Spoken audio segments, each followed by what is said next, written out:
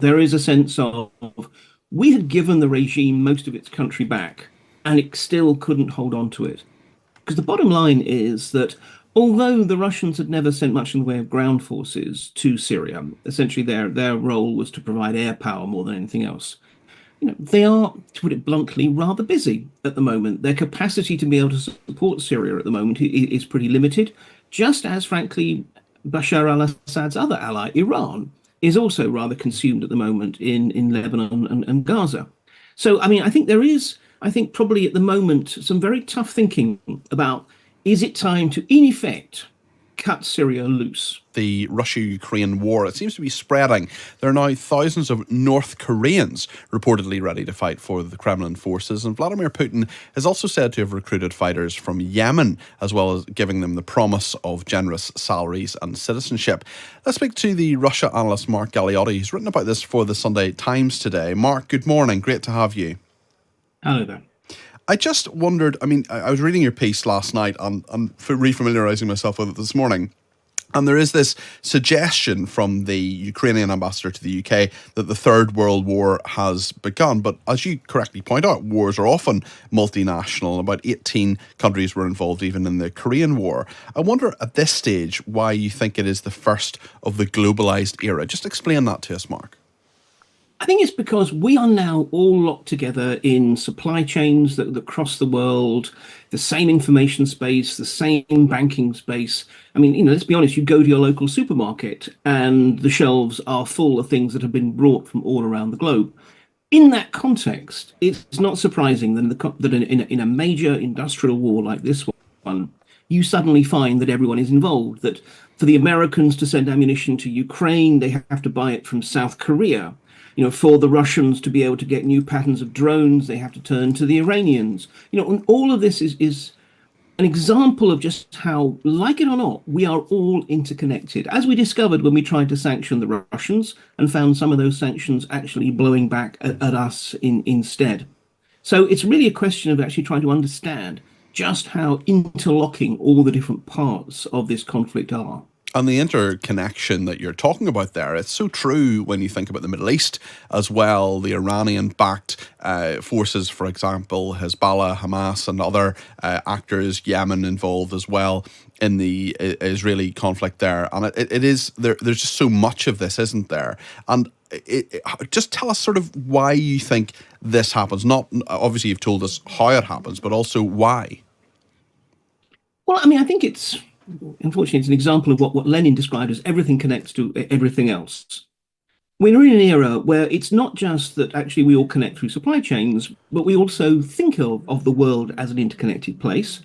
And certainly the Russians are particularly good at identifying the global weak spots in the Western alliance and finding ways of bringing pressure to bear, whether that's in terms of supporting some authoritarian regime in Africa in order to distract Europe, for them to think, oh my gosh, is the real main threat going to come from refugees coming from the south rather than the Russians in Ukraine?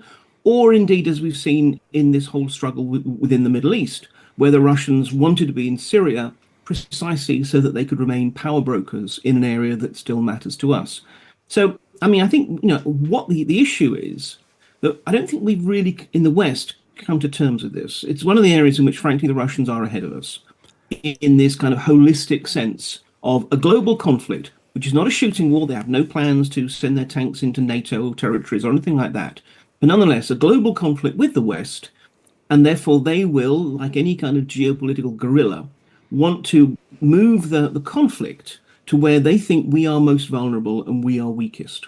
About 20 years ago, the phrase that was in vogue was about asymmetric conflict, asymmetric wars. Is this just an extension of that? Because it's not just necessarily state against state either, is it? No, absolutely. And again, the classic asymmetric war is precisely one that is fought between a guerrilla or insurgent movement and a regular government. But particularly, I mean, from the Russians' point of view, look, they know they are up against a Western alliance. And remember, as far as Putin is concerned, what's happening in Ukraine is just a Western proxy war. He doesn't see this as Ukrainians fighting for their independence. He sees this as Ukrainians being used by the West as a weapon. Anyway, so the West is so much more powerful on every conventional index. whether we're talking about military strength, economic strength, technological advancement, or whatever. So, of course, like any kind of insurgent, Putin has to basically ensure that he's not challenging us where we're strongest, but instead where we're weakest. So this is absolutely the nature of modern warfare. It's asymmetric and it's global, so that he can look for his targets wherever they may be. Just finally, I wonder if I could ask you about Putin's thoughts perhaps today about Syria. We know the offensive there marking the most significant fighting in Syria's civil war in recent years. Tell us your thoughts on what is happening there and the effect it is likely to have on Putin's thinking. Well, I mean, particularly looking at the early Russian media accounts, I mean, although they are presenting this as a merely temporary setback, there is obviously exasperation. There is a sense of, we had given the regime most of its country back, and it still couldn't hold on to it. Because the bottom line is that although the Russians had never sent much in the way of ground forces to Syria, essentially their role was to provide air power more than anything else. They are, to put it bluntly, rather busy at the moment. Their capacity to be able to support Syria at the moment is pretty limited, just as, frankly, Bashar al-Assad's other ally, Iran, is also rather consumed at the moment in Lebanon and Gaza. So, I mean, I think there is, probably at the moment, some very tough thinking about, is it time to, in effect, cut Syria loose? Syria's role from the Russians' point of view was to be a bargaining chip. Well, it hasn't really produced any results in that respect. There are other countries, particularly in Africa, where Russia still has a particular sort of position. Therefore, it can still claim to be a global power. So, as I say, perhaps it's time to cut their losses. But it's very much dependent on whether or not the Syrian military, which has performed catastrophically badly at the moment, whether it can get its act together. If it can, there's still hope in Moscow's eyes. If not, it may well be that they think it's time to basically pull the ripcord and get out. Mark, I always learn so much when I talk to you. Thank you so much, Mark Galliotti there, who has a really interesting article. It's in the Sunday Times today. Ukraine isn't a third world war, just the first of the globalized era is the headline. You can read it, of course, in the physical paper or with your digital subscription. If Iran is feeling one thing in particular at the moment, it's this increased sense of isolation. As you said, that it's been supporting this fight against Israel, and it's seen it's by far its biggest proxy, Hezbollah, decimated in the fight against Israel. We're in a ceasefire period now, but that war has every potential to reignite. So to lose Syria as well, also to see its position weakened in Syria, would be another blow in a series of blows to Iran and its proxy militias. Fighters from Iraq have been crossing into Syria to support President Assad's regime. They've been pulled in to help fight the rebels who took the second biggest city, Aleppo, at the weekend. Edmund Bauer is the Times correspondent in the Middle East and trying to explain what is going on in what is a relatively complicated conflict. Edmund, good morning to you. Good morning. These are Iraqis, but they're part of the Iranian group of militias operating in the region. Is that right? That's right. This is, I think, an opportunity for Iran to show its support for the Assad regime. So on a call with Assad just a couple of days ago, both the Iranian and the Russian president reaffirmed their support for the Assad regime, and the news that Iraqi fighters are being sent to shore up their defences, I think is part of that effort to show that they're standing with Assad and they don't want to see another city fall to the rebels. Is it also an admission, a tacit admission, that maybe they got a bit distracted? That if you look at what Iran has been doing in the last year, it's very much been focusing on its proxies in their conflicts towards Israel, Hezbollah, Hamas, the Houthis as well. Is that have Iran maybe taken the eye off of Syria a little bit? It's a good thought. I think if Iran is feeling one thing in particular at the moment, it's this increased sense of isolation.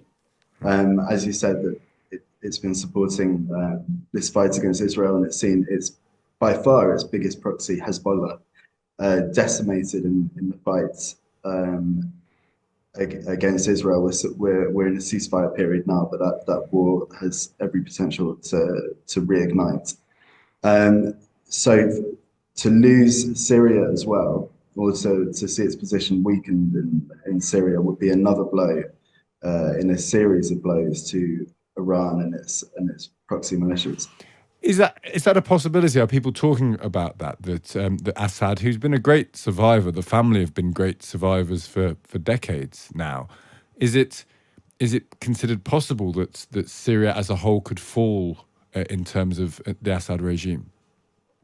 I think it's considered a possibility. I mean, the siege of Aleppo over the weekend took everybody by surprise. This is a city which has never fallen under complete opposition control in the more than 10 years that the civil war has been raging, and the rebel groups led by jihadi al-Qaeda offshoot Hayat Tahrir al-Sham took the city in a matter of days with relatively little fighting, and we're seeing reports now that there's fighting in Hama, which is the second city kind of on the road to Damascus.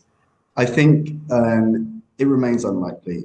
Damascus is still a stronghold, and there's still a massive amount of support within parts of Syria for the regime. But it's a possibility, whereas a couple of weeks ago, nobody would have suggested it was. And people are, I suppose, cannot be clear what is better or worse for the West in this conflict, because Assad is a monster. He chemically attacks his own people. He's supported by Russia and Iran, who are stated enemies of the West. But many parts of the opposition, as you mentioned, have affiliations with Al-Qaeda. They're jihadis. They're people who believe in a caliphate. So presumably this is one of those wars where whoever wins, neither winner would be good for Western interests. Yeah, or indeed for the Syrian people themselves. I think it's difficult to tell what's going to come next, but sadly, no possibility looks good. I was speaking to people yesterday who've got family, ethnic minorities living in Aleppo. So you've got entire communities of Christians, for instance, who now find themselves under control of a group which, the origins of which are with Al-Qaeda. So, of course, there's a tremendous amount of concern amongst Syrians. As you say, it's not good for Western interests either under Assad or under what is essentially a jihadist group. So we'll follow and we'll see what happens, but it's difficult to be optimistic for Syria's future at the moment. Yeah, that's very fair. But just before you go, we mentioned that Turkey is involved in this, and Turkey might benefit from some of the chaos. Can you explain that? How Turkey fits into this? Because we mentioned Russia, we mentioned Iran, we mentioned Hezbollah, we mentioned Iraqis, Al Qaeda. It's a very complicated situation, but Turkey's in this somewhere. What's the Turkish role in all of this? Well, Turkey has keen interest in Syria. It obviously shares a large border with northern Syria, and has been the main backer of Hayat Tahrir al-Sham up until now. Now, they denied officially a couple of days ago that they're supporting the offensive, saying that the reasons stem from internal Syrian problems and not from some foreign actor funding it. I think that's doubtful. I think Turkey certainly does have a hand in this. It definitely has influence over the group. I think it probably is giving material funding to the fighters, and this involves the rebels not just fighting the Assad regime, but also the Kurds, who have got good relations with the West, but Ankara considers a terrorist group in the northeast of the country. So that's another factor to bear in mind with all of this. What an absolute mess it really is. Edmund, good to speak to you. Thank you for joining us.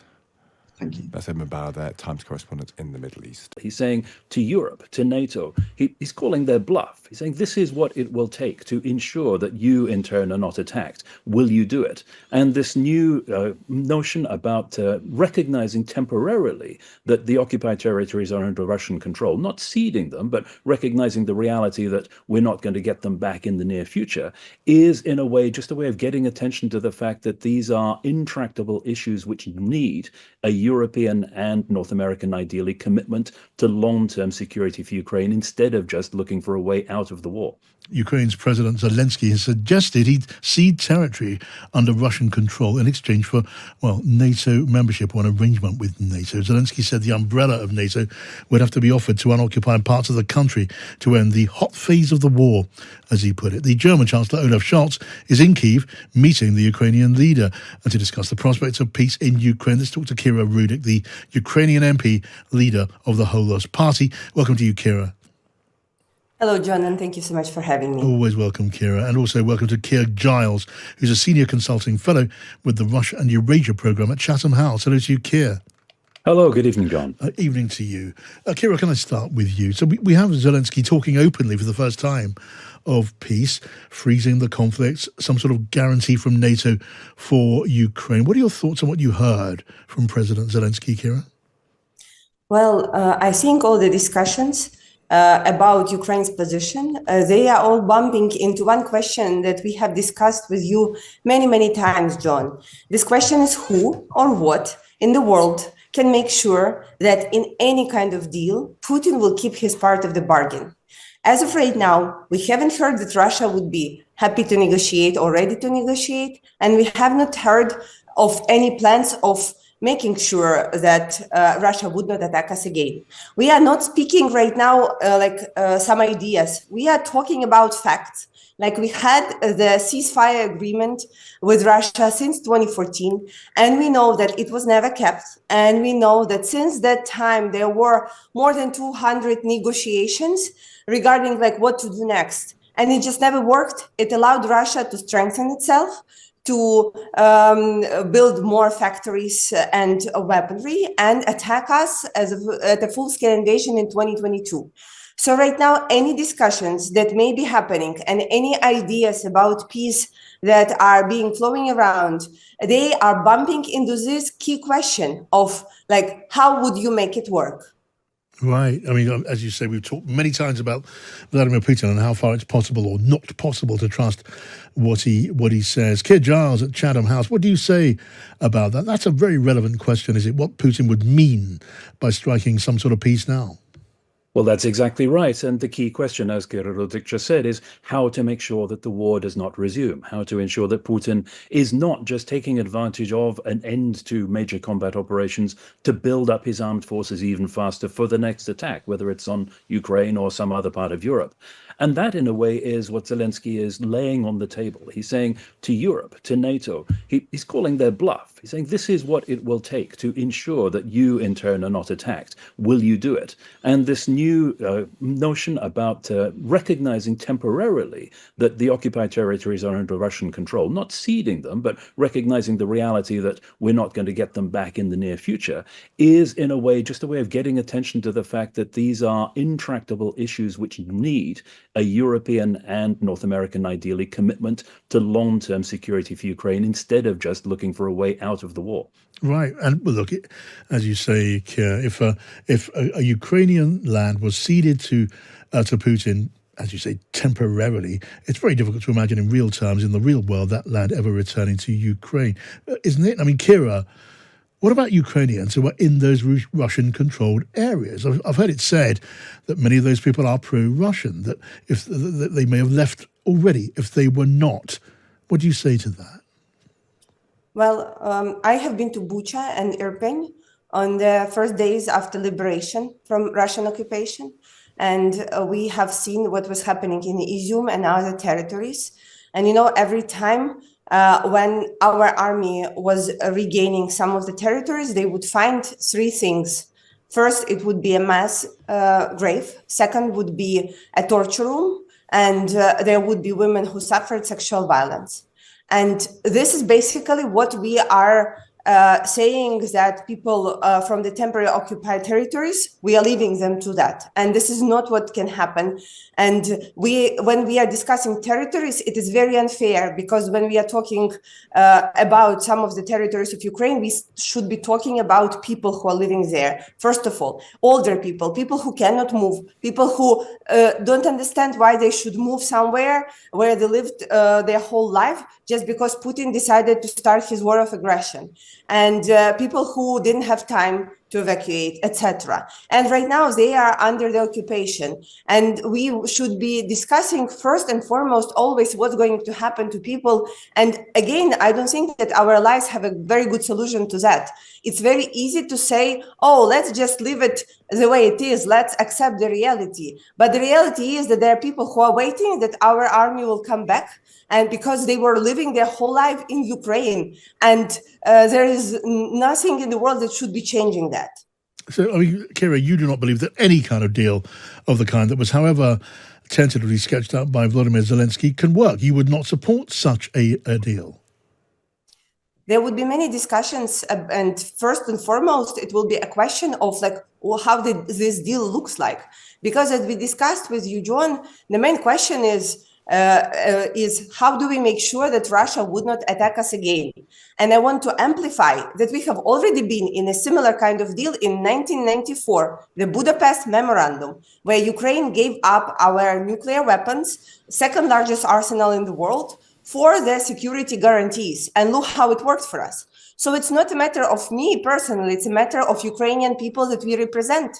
And of how do we make sure that they are safe and secure. And right now, I do not see NATO coming saying, oh, we are ready to go into war with Russia for you guys. That's why the main question is still unanswered. So, Kira, let's hypothetically consider that it might be possible for some deal to be struck in which the battle line is frozen and the areas under Russian control remain under Russian control. Now, part of that deal as set up by Volodymyr Zelensky would be that NATO would guarantee the security of the areas still in Ukrainian control. Can you conceive of NATO agreeing to that? Well, first of all, John, on that earlier point of suggesting that people in that occupied zone under that savage military occupation can either become Russian or leave. You have to be very careful suggesting things like that, because effectively you're assisting Putin in his plan for ethnic cleansing by saying, yes, this is exactly what will happen. But the other side of the equation, that call on NATO to do something, I think is highly unlikely to fly in NATO capitals. And now the word that Volodymyr Zelensky, at this point he was talking Ukrainian, he said again and again, shvudko, this needs to happen swiftly. It needs to be an immediate solution to protect those areas of Ukraine that still remain free. NATO doesn't do things swiftly, let alone immediately. And there is nothing on the NATO side that has actually changed as a result of this new suggestion. So in effect, he's showing up the inability of the West to actually muscle up the will to protect Ukraine by putting forward this solution that he knows, I think, nobody is actually going to go for. Yeah, you just don't believe that the outline proposal that was floated by Volodymyr Zelensky at the weekend, you just don't believe that could possibly fly. Absolutely not. The United States and Germany have made it very plain that they do not support any kind of NATO plan for Ukraine. And this is a NATO plan which actually calls on NATO to do things far more rapidly than it's comfortable doing. So it's even more far-fetched than moving against US and German opposition before the most recent NATO summit. Right. Now, Kira Rude, what about the Ukrainian children who were abducted and removed from their families and from their homes by Russian forces? Would they not have to feature in some sort of agreement if there ever was one? Well, John, it is such a painful subject. I want to remind everyone that the confirmation that more than 20,000 children were abducted, and the reality is that this number is much higher. This was the reason why International Criminal Court actually ordered an order for Putin's arrest. We are working with our international partners, including Turkey and Qatar, who are trying to help us to return those kids back. But in many cases, they have been placed into new families, and they will be raised as Russians, even having their live parents on our occupied or even on our territories. And this is just absolutely heartbreaking. There is not a good solution except of like diplomatic pressure onto Russia to return those kids. But and there are so many efforts that is happening on different diplomatic channels, starting with the words, listen, these are kids. However, we understand that without the really fair peace, without uniting everyone into pressuring Russia by both military and diplomatic ways, it will be incredibly hard to let them reverse what they have done. We have seen this in the Donetsk and Luhansk regions that were temporarily occupied since 2014, and there were kids there who grew up since the occupation, and they are raising them as Russians, and many of them joined right now the Russian army. They were conscribed to fight against Ukraine. So it is a terrifying side of the war, and one of the war crimes that were committed and are being committed right now. Every time we hear that Russia is moving here or moving there. I mean, Keir, the abduction of those thousands of Ukrainian children, it is a heartbreaking saga, isn't it? Absolutely. And we mentioned just a moment ago the program of ethnic cleansing. This is an integral part of it, that absorption of these stolen children into Russia, giving them new identities, new stories about where they came from. If you're an 18-year-old Ukrainian, you're more likely to be conscripted into the army if you're in the occupied territories and grabbed by Russia than you are if you're actually in the free regions of Ukraine. It is a tragic element of this whole story. And sadly, it's one reason why that fair peace, that just peace that you mentioned a moment ago, is never actually going to happen for Ukraine. There is no way Russia can ever repay the damage it has done, the lives it has blighted, the people it has killed, the children, the innocents that have been maimed and whose futures have been destroyed. All of that cannot be repaid, no matter how much collective will there is from the West. Okay, where does that leave Donald Trump's stated ambition of forcing an agreement when he becomes president? Well, the sad news is, of course, that he may well be able to force through an agreement with cooperation from Vladimir Putin, because after all, it is in both of their interests. If Putin wants to, at a convenient moment, bring the major combat operations to a close in order to increase the speed at which Russia is regenerating its military for the next attempt, and if sufficient Western nations are willing to accept a ceasefire agreement as a fig leaf so that they can pretend yet again, as they have done in the past, in Georgia, in Syria, in Ukraine under the Minsk agreements, that the problem has been solved by the fighting coming to an end, then there will be little that can be done to actually oppose this. And it was only Ukraine that will be fighting on with whatever support it can garner from those countries in Europe that recognize what is really at stake. All right, Keir Giles at Chatham House and Kira Rudik, Ukrainian MP in Kyiv. Thank you both. If there was an agreement over Ukraine struck between the US and Russia, Russia could help the US, the wider strategic objective. This is the rationale behind this. It could help the American interests inside Syria by decreasing Iranian influence. Rebel forces have launched their largest offensive against the Syrian government in years. It's believed that they've taken most of Aleppo and now battling near the city of Hama. What do we know so far about this attack and the group that's leading this? So the group is an umbrella movement, essentially, but the main actor is, of course, the HTS, the acronym for Hayat Tahrir al-Sham, HTS. This is a group that was previously affiliated with Al-Qaeda, but broke that relationship around 2016. There was a highly combustible move, created friction within the wider Salafi jihadist movement active in Syria, as well as parts of Iraq. And so the HTS has been the primary actor that has been governing the northwestern province of Idlib, and is known as the sort of rebel, the last remaining rebel stronghold in the country that is, of course, outside of the reach of Assad or state security forces. They launched an attack last week to recapture Aleppo. The territorial borders have been frozen following a sort of fragile but somewhat resilient ceasefire agreement was struck about 4 years ago. And so this offensive, the rebel offensive, came as a shock to many. And the Syrian regime forces appear to have been surprisingly unprepared or unaware that this was coming. And so why do we think that they were able to conduct this attack? And also why the Syrian government wasn't as prepared? So there are two main reasons, I would say, as to why the HTS and various other smaller jihadi factions that are moving with them, although the principal actor is the HTS, which is designated as a foreign terrorist organization by the United States and other countries, that should be noted. And so they will lack the international recognition when it comes to doing the work of the governing when it comes to Aleppo. But that's perhaps a subject matter. In terms of why they were able to be successful, there are a number of reasons. The first is that we need to read what's going on now on the ground inside Syria and the Aleppo offensive against the backdrop of the Israel military campaign against Hezbollah. So Hezbollah fighters previously, both commanders and rank and file soldiers, helped bail out the Syrian regime. They are unable to do that now because they are preoccupied with the fight in Lebanon. The likelihood or risk that the ceasefire in effect between Israel and Lebanon over the southern Lebanon and the Hezbollah forces there, the likelihood that that ceasefire could break is a continuing distraction for Hezbollah.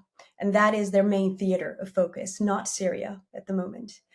Another factor, of course, is that this time around, Russia is also otherwise preoccupied in the Ukrainian theater and less willing or able to commit to a higher level of aerial sort of bombardment in Syria to help the Assad regime. There has been, over the past few hours and days, a heightened or escalation in Russian attacks on key rebel targets. But this has been still quite limited relative to previous engagements. And Russian air fire at the moment appears to be mainly targeting civilians up in the northwestern rebel-controlled city of Aleppo.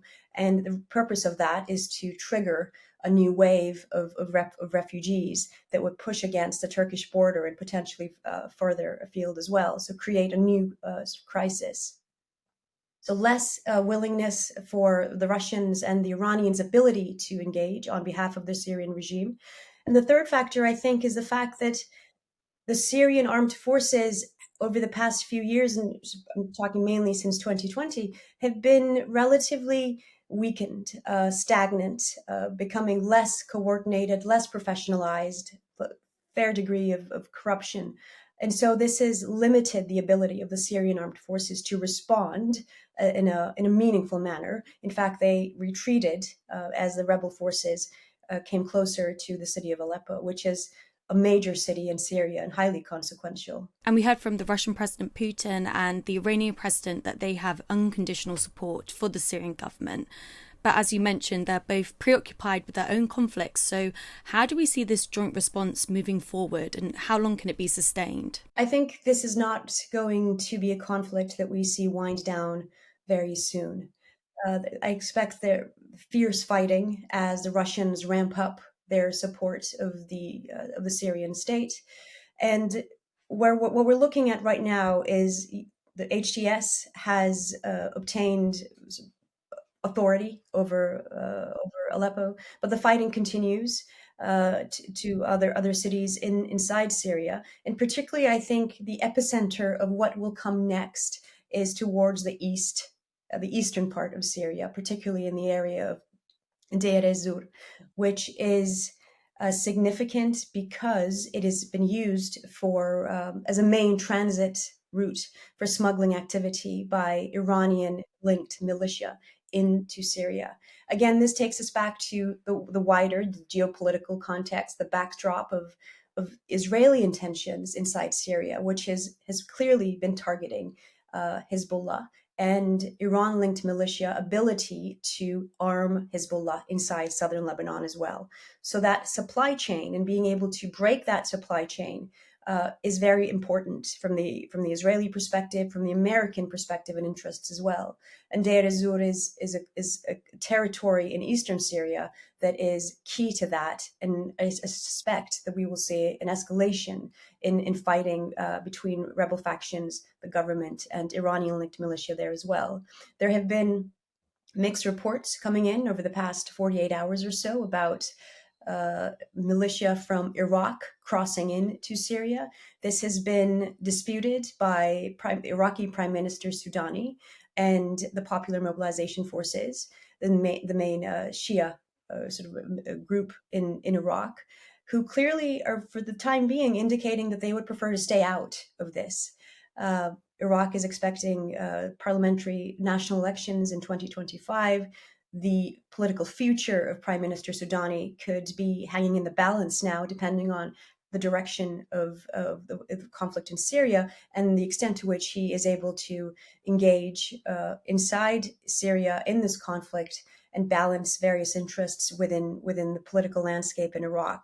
So there are many moving parts right now.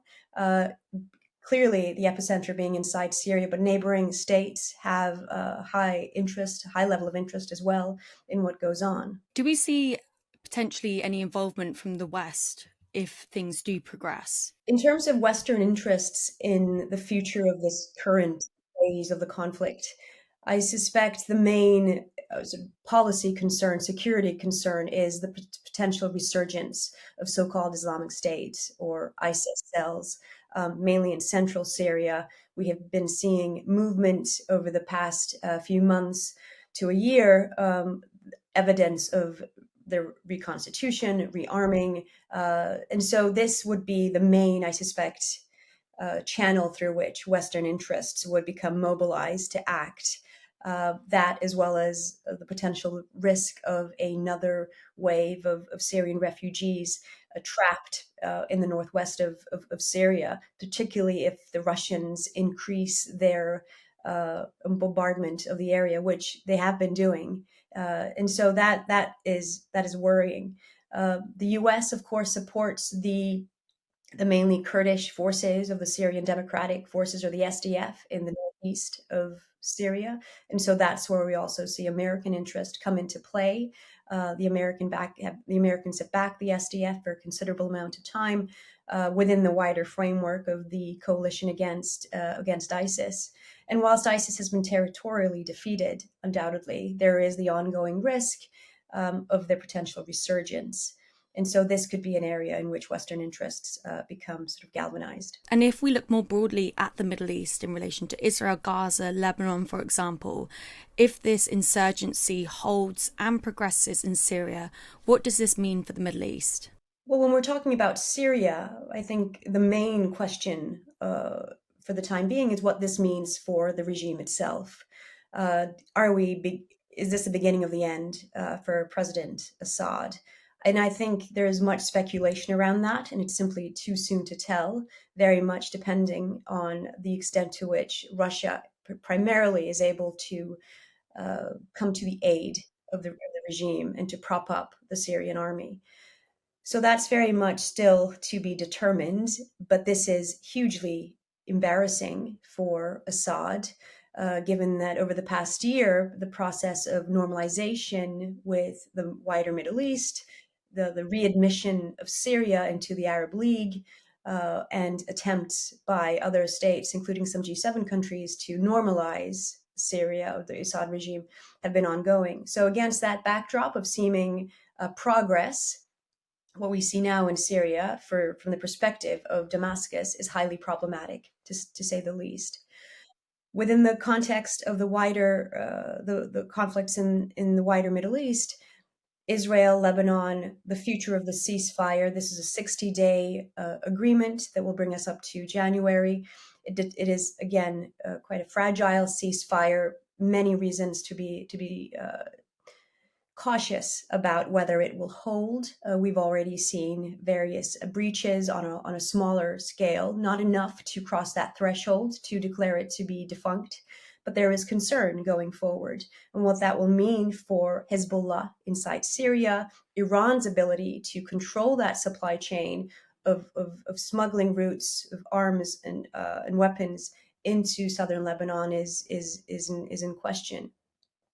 It's important to recognize the various moving parts, and that the borders are incredibly porous between Lebanon, Iraq, Syria. So there are many factors that could trigger new hotspots. The conflict, the rebel offensive on Aleppo, for example, this has been brewing for some time. There were rumors back in October that the HTS were ready to take this offensive forward. What held them back was Turkey requested more time or was not in support of the offensive. At that time, Ankara was still in the process of trying to engage with Assad to sit down at the negotiating table to talk about normalization. That did not happen. And I think another point was that the rebel factions in Syria probably didn't want to make it seem as though their offensive on Aleppo, which is a Syrian national issue, they didn't want to make that part of the wider Israeli offensive against Hezbollah. So this came on the back of the ceasefire agreement that was signed that was agreed between Israel and Lebanon. We have Donald Trump coming into office in January. How do you see him coming into power having any impact on this? In the Syrian theater, President-elect Trump has made it very clear that he is keen to withdraw the 900 or so U.S. troops that are stationed mainly in northeastern Syria in alignment with the Syrian Democratic Forces. So this is a long-standing issue and questions around the timeline of U.S. withdrawal from Syria, with an ongoing debate happening. The critics of such a move points to sort of the betrayal of the Kurds, which is, again, we saw this brewing in the first Trump administration. But Trump seems keen to take this forward, that if the conflict were to escalate in Syria, as it has done, this would put the lives of American soldiers at risk, and it just isn't worth it from an American national security perspective. So that is significant on the Syrian side. I think when we look then at the Israel-Lebanon, Hezbollah conflict, what we see as a potential flashpoint is the risk that the Trump administration may greenlight or give tacit approval to Israeli settler expansion in the West Bank.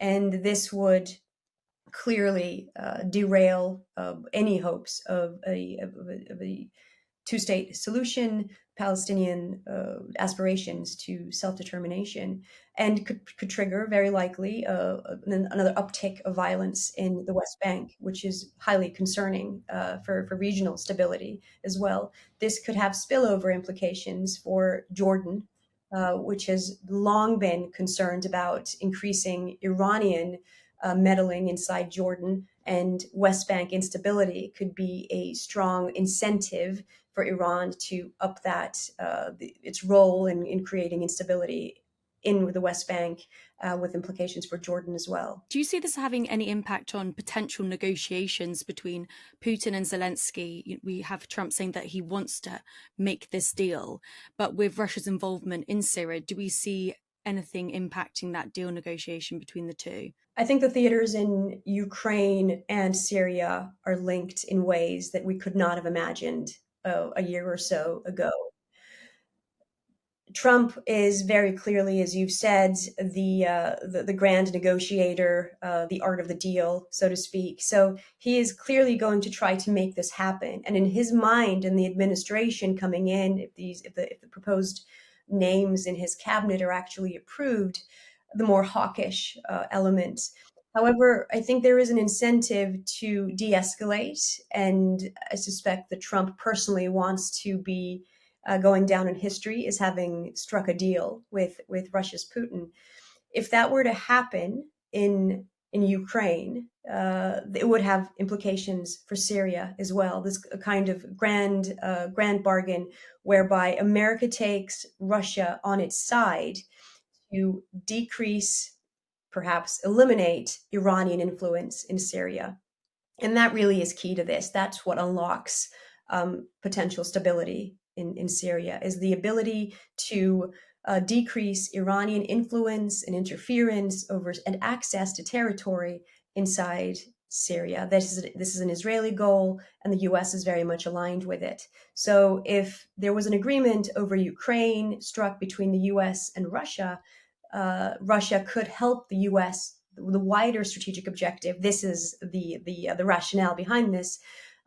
It could help the American interests inside Syria by decreasing Iranian influence. Russia, of course, has long-standing and ongoing interests in maintaining its own strategic interests inside Syria. It has the naval base in Tartus. It has an air base. Its access to the Mediterranean. Its ability to project power across the region.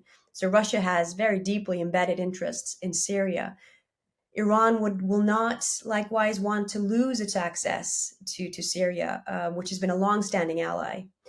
So this will be a fierce fight coming up. And for many, I think the Syrian civil war seemed to have fallen off the international agenda.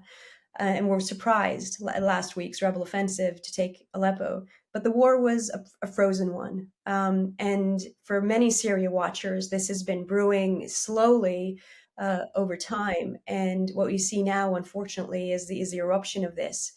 Civilians under rebel control in Idlib in the northwest have been trapped there and very much suffering under Russian and regime-backed attacks against civilians. So this has been sort of a long time coming.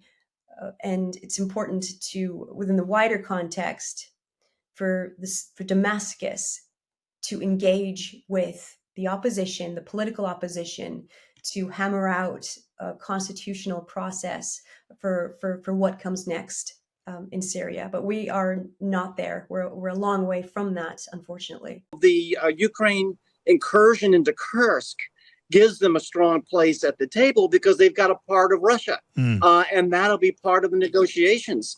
Giving them lots and lots of weapons will be part of it too, but only in terms of security guarantees. It doesn't really help them negotiate. Yes. It just says, look, we're going to give them lots of weapons. They'll be as secure as they can be against another Russian invasion, to deter another Russian invasion. And maybe so, and maybe not. We saw what happened last time when the powers offered that. But we really have to figure out, what does a strong position at the negotiating table look like? Yes. Now, shall we talk about Ukraine? I haven't talked about Ukraine so far, and there's a lot to say about Ukraine today. The Secretary General of NATO, Mark Rutte, has now become the latest ally of Ukraine to say that the focus of support for Ukraine needs to be on preparing for peace talks, not helping to defeat Russia. And those comments came after Keir Starmer used his first major foreign policy speech to talk about Kyiv needing to be put in the strongest position possible before going into negotiations with Russia. Well, what does Jim Townsend think of that? He's a former Deputy Secretary of Defense for Europe in Washington and also NATO under the Obama and Biden administrations. Hello to you, Jim. Welcome back to the program. It's great to be here. Thank you. Jim, this really was, and welcome, it really was a significant contribution from Mark Rutte, wasn't it? It means all the momentum among Ukraine's allies has now shifted pretty much behind seeking those peace talks.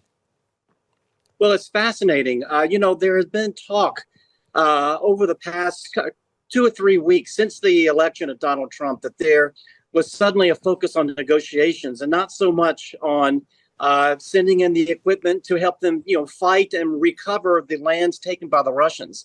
This statement by the NATO Secretary General really kind of formalizes that, in fact, that's where everyone seems to be going. Is let's talk about negotiations. Trump says that's what he wants to do on the first day. And now you're going to see both the Russians and the Ukrainians trying to posture themselves so that so that they'll be in a better place when those talks start. Yes. And we'll have to see what Russia's going to ask for. It's not just going to be Ukraine related, I'm afraid. Yeah. Well, in the case of Mark Rutte and Keir Starmer, they've been talking about both, haven't they? Which is, moving ahead towards those peace negotiations, but getting Ukraine into the best possible shape before they begin, which means giving them the supplies, the munitions they need to be in a strong position at the negotiating table, which begs the question, Jim, would a new Trump administration be on side with that, strengthening Ukraine to strengthen their arm in negotiations? Well, I've heard that that Trump will be alongside strengthening Ukraine if that's what he has to do in terms of leverage over Russia. His warning to Putin would be, if you don't go along with doing some type of sincere negotiations, I'm going to pump Ukraine full of U.S. weaponry. I mean, I've heard that's what could be a tactic that he would use. But this is something where I think we have to ask ourselves, too, what does it mean to be in a strong place at the table? The Ukraine incursion into Kursk gives them a strong place at the table because they've got a part of Russia. And that'll be part of the negotiations. Giving them lots and lots of weapons will be part of it too, but only in terms of security guarantees. It doesn't really help them negotiate. It just says, well, we're going to give them lots of weapons. They'll be as secure as they can be against another Russian invasion, to deter another Russian invasion. And maybe so, and maybe not. We saw what happened last time when the powers offered that. But we really have to figure out, what does a strong position at the negotiating table look like? Yes. But that question of Ukraine and security guarantees could soon become absolutely crucial. We know because Volodymyr Zelensky, the Ukrainian leader, has set it out for us very clearly that if he's to go into negotiations with Vladimir Putin, and maybe that involves freezing the line of battle, he wants Ukraine's territory to be protected by a NATO guarantee. You know NATO, Jim. Would NATO agree to guarantee Ukraine's security after a cessation of hostilities? Well, that's the question of the hour, and they are talking about that right now in Brussels, I'm certain. I think Zelensky, the opening move of Zelensky today at the ministerial was trying to put on the table right now NATO providing membership to Ukraine. My understanding is that the answer was no, certainly from Hungary.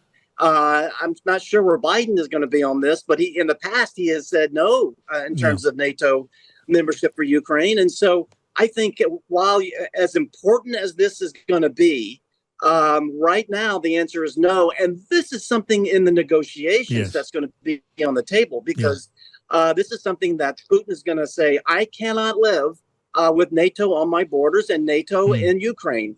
That's not going to work for me. And so for Putin, for Zelensky and the rest of the West, we're going to say, well, for us, this is a must do.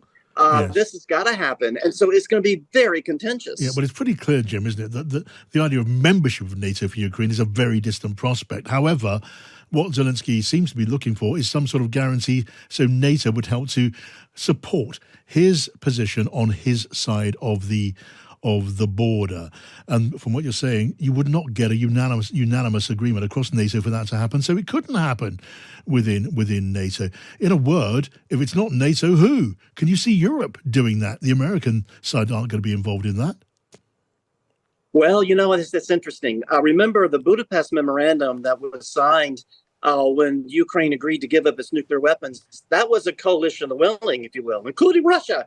They signed this memorandum saying that they're going to provide security guarantees, and it didn't work. So if NATO is not involved in terms of providing those security guarantees, if NATO's not part of it, it'll have to be another coalition of the willing, the US, France, UK. But if I were Ukraine, I'd say, well, that didn't work last time, but why is it going to work this time? But, just one thing to add, it could be in the middle of negotiations, if for some reason Putin agrees to a NATO security guarantee, NATO membership, then we'll see if maybe at NATO they could agree. Maybe the Hungarians will be on board if Putin says it's okay. Maybe Trump would be okay with that once he becomes president. So it could be that while it's a no today, once we get into the negotiations, if somehow it can be worked out, then I think NATO would be on board that. But they got to go through the negotiations first, and Putin would have to agree. Okay, step by step, that's a lot of maybes. Jim Townsend, thank you so much for your contribution as ever this afternoon. So you go after all the oligarchs, you go after Putin, you go after his cronies, and then how do they get their money? They have to then come up with these schemes using Bitcoin through some influencer who has a little company in London, and then she gets shut down. And then who else do they go to? And eventually people say, well, I don't want to get involved. I don't want to go to jail. And that's how you shut down these networks. That's how you make life difficult for Vladimir Putin. Bill Browder, it's a bigger police operation, this. We've got 70 arrests just in the UK. It's dealing with a massive international money laundering operation, which we are told allowed oligarchs and gangs. Even, it suggested Russia Today, to convert illicit money into drugs and cryptocurrency and property. Is this a significant blow, Bill, against Russia's dirty money operations? Well, what I would say is that this is a significant development for the UK to have done. I've been very critical for many years because for many years the UK has been welcoming dirty money from Russia and Russian money laundering without any consequence. And this is the first time since Vladimir Putin came to power that there's been a serious, proper prosecution against Russian money laundering in the UK. And so that's the significance. It makes it much harder in the future for people who are doing this type of activity to feel comfortable knowing that there were many other people who were arrested in a different money laundering scheme. And so for me, that's the significance. Will this shut Russia down? Probably not. I mean, these people have a huge amount of money. They get a huge amount of money needs outside the country. They need to launder money. And they've been doing it for many, many decades in unbelievably large amounts. And so this will certainly annoy a few people. It's not going to stop the whole thing from happening, but it's a very, very good first step for the UK to be doing this. Right, I see, I'm looking at the Times report, that this network was run by two Russian financial institutions, SMART and TGR. Can you tell us about those institutions? Well, all I know is what I've read in the papers, and these are not sort of major financial institutions. These are all sort of startups run by entrepreneurs. And I would say that just based on how I know Russia, that this is the tip of a big iceberg. And so this is not the main channel through which all money is laundered out of Russia. This is just one of many. But what it does do is it first of all shows the world how it's done, opens the Russians' eyes that they're potentially at risk elsewhere, and potentially has a dampening effect, at least as far as the UK is concerned, on laundering money in the UK. Right. Look, some of the funds we're talking about came, Bill, from ransomware attacks on the NHS. It does demonstrate that the reach of this operation and operations like this really go long and deep. Well, it's absolutely something to be applauded that they've done this. As I said, the UK, we used to call London grad. Why do we call it London grad? Because all the dirty money from Russia came to London. They used their dirty money to buy up properties and businesses and politicians. And so, and nobody ever did anything about it until now. So this is a really good milestone, a good first step, and hopefully not the first of these types of investigations and prosecutions. Yes. I mean, how far are we talking about the states' involvement and how far gangs working, as it were, with or on the state's behalf or under their in their interests? Well, this is one of the big misconceptions that many people make about Russia. They say, on one hand, there's the mafia, on the other hand, there's the government, and these are two separate bodies. What I've seen in my own experience is that the Russian government is the mafia, and I mean that seriously. So, they could be having cabinet meetings about interest rates in one meeting, and then the next meeting they have cabinet meetings talking about extraterritorial assassinations, and it's all part of the same organization and infrastructure. Now, of course, the people who are laundering the money don't have Russian government business cards, but they're effectively part of the Russian government. And as you've pointed out, they weren't just laundering money for cocaine or whatever. They were laundering money for the Russia Today, their national government-owned television station. And you make the point, Bill, that, well, essentially, this is not a war that can be won. It is about stamping on operations and individuals as and when that's possible. Well, what needs to happen in all these situations is that there are people who do money laundering for the Russian government, and they need to feel that the risk of doing it is greater than the reward of doing it. And the way you make them feel that is by saying that if you do it and you get caught, you go to jail.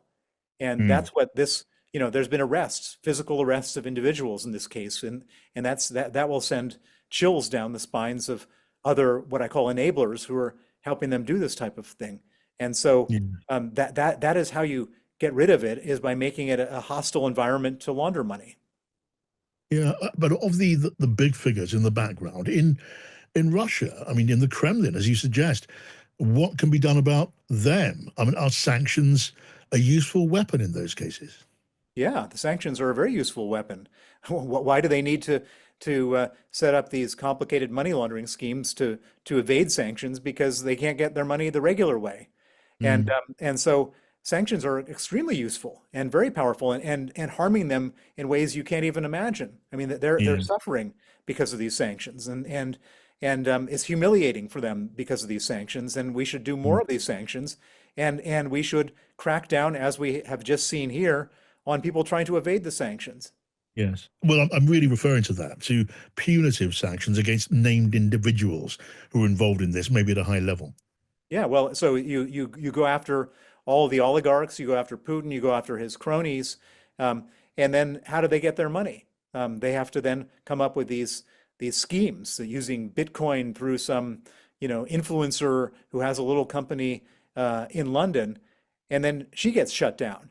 And then who else do they go to? And eventually people say, well, I don't want to get involved. I don't want to go to jail. And that's how you shut down these networks. That's how you make life difficult for Vladimir Putin.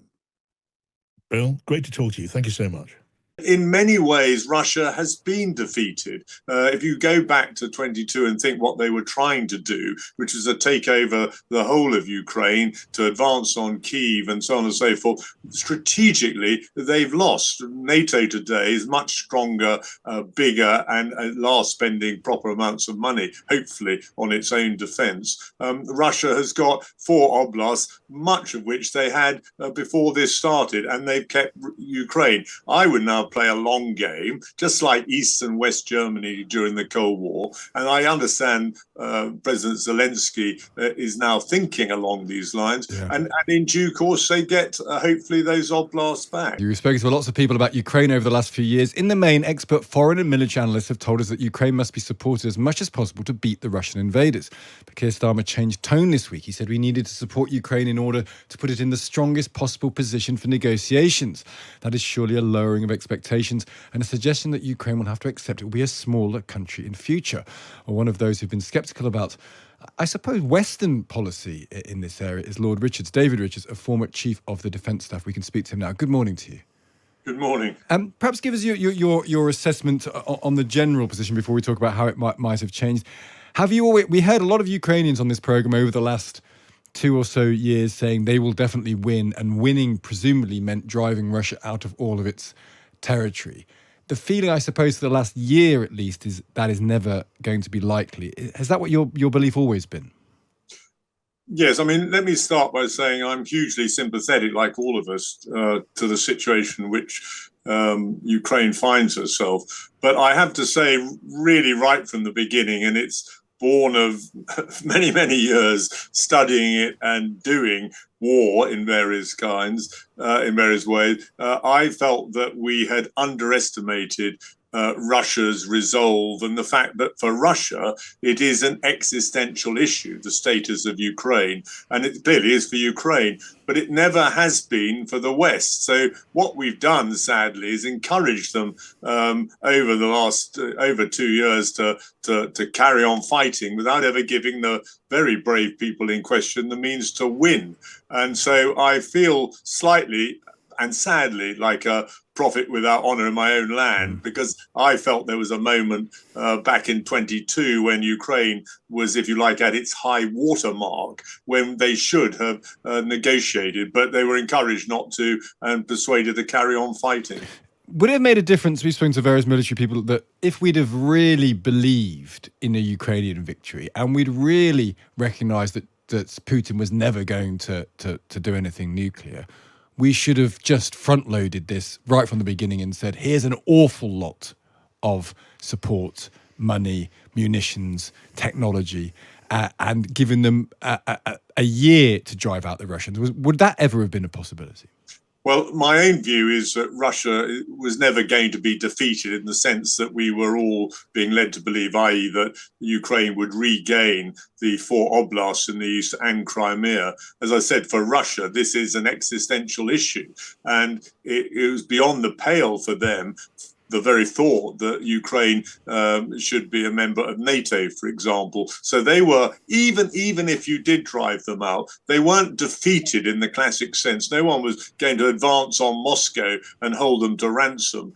We were going to have a very embittered Russian bear who would have come back harder and with greater resolve still. So I never, sadly, was in that group. I felt that we should have gone on to what in the military we call a strategic defense back in 22 and made it impossible then for Russia to gain any more territory. And then maybe Putin, having realized that, would negotiate, as it looks like he might be prepared to do now. And does it matter that, in a sense, Putin will have won? I mean, not if you count the cost of human life, but we know he doesn't really do that. Not if you count the cost to the economy of ordinary Russians, which, again, he probably doesn't care too much about. Is there a danger that the lesson here is you can be an aggressor on mainland Europe, and ultimately we talk a good game in the West, but we don't really want to engage, for very understandable and even correct reasons, in a full-blown hot war with Russia? And so the lesson for Putin in all of this might be you can be aggressive and you won't be punished for it.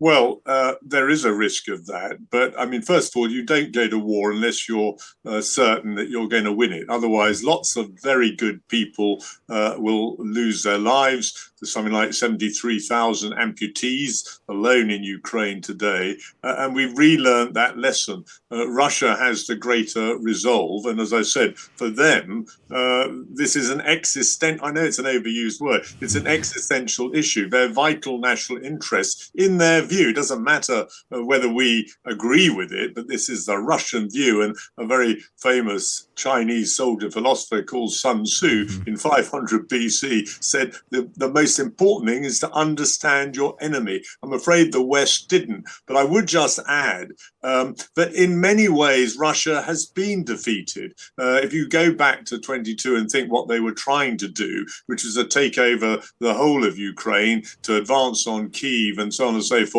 strategically, they've lost. NATO today is much stronger, bigger, and last spending proper amounts of money, hopefully, on its own defense. Russia has got 4 oblasts, much of which they had before this started, and they've kept Ukraine. I would now play a long game, just like East and West Germany during the Cold War. And I understand President Zelensky is now thinking along these lines. Yeah. And in due course, they get, hopefully, those oblasts back. That's an interesting comparison, actually, to East and West Germany. Do you think that one of the quid pro quos for saying to Ukraine, as Donald Trump is going to say when he takes power, there has to be a deal and we're not going to endlessly support a war which we don't think you can win in the terms that you're currently pursuing it, will be security for Ukraine? So is it plausible, is it correct that Russia gets to keep Crimea and that part in the east, but Ukraine is allowed into NATO, which would act as a deterrent for any further incursion by Putin? Is that the right way of thinking about it? Well, it is, except for one key issue, and that is membership of NATO. I don't think NATO nations, some would agree to it. I don't think most would. Really? Yes, rightly or wrongly, that is the consensus. And don't forget, every member of NATO would have to agree to it. So I don't think that would happen. Putin would certainly object to that. So I doubt there would be any sort of ceasefire agreement. But that does not mean that we can't and must, we shouldn't and must ensure that Ukraine is properly defended. And the safeguards and guarantees that we offer Ukraine, should this ceasefire come about, are absolutely critical. We need to ensure Russia isn't tempted to do this again. We need to build up Ukraine's economy. And I, in a funny sort of way, look at South and North Korea. Yeah. The parallels aren't entirely accurate, but they're good enough, if you like. So Ukraine in 10 years' time sadly less the 20% of that Russia retains during this period, could become a very prosperous and militarily strong country. And a very clever chap who ran MI6 recently said, actually, it's not so much about territory as about sovereignty. And I think that is a key issue to get hold of, and then to play a long game in the hope that in due course, as we should strategically, we part Russia from China, and in the long term, Ukraine gets back its territory. By parting Russia from China, does that mean you think there's a world in which we have a normalized relationship with Russia in the future? In due course, Russia's not going away. President Putin is not going to be there forever. So I think absolutely in due course, and you might find it peculiar as a soldier, but I'm a great believer in diplomacy and anything to avoid war, because wars very rarely work out in the way that their proponents advocate. And this, by the way, is an example. Many politicians and senior military men, and you said this back in 22 and 23, were encouraging Ukraine to go on fighting, despite the fact that the odds were pretty hopeless. And I think we've relearned an old lesson. You don't go to war unless you're absolutely certain the cause is right, your vital national interests are at stake, and that you have every possibility of winning. And even then, you do it very cautiously. Really interesting stuff. Well, we'll see what happens. I mean, Donald Trump reaches the world stage again on January the 20th. He wants to see some form of settlement. It feels like all of the movements of what people are starting to say points in that direction. David, we'll see if it transpires, but it's really interesting analysis from you. Thank you for joining us. Thank you very much, everyone. Thanks, Lord Richards, David Richards, former Chief of the Defence Staff.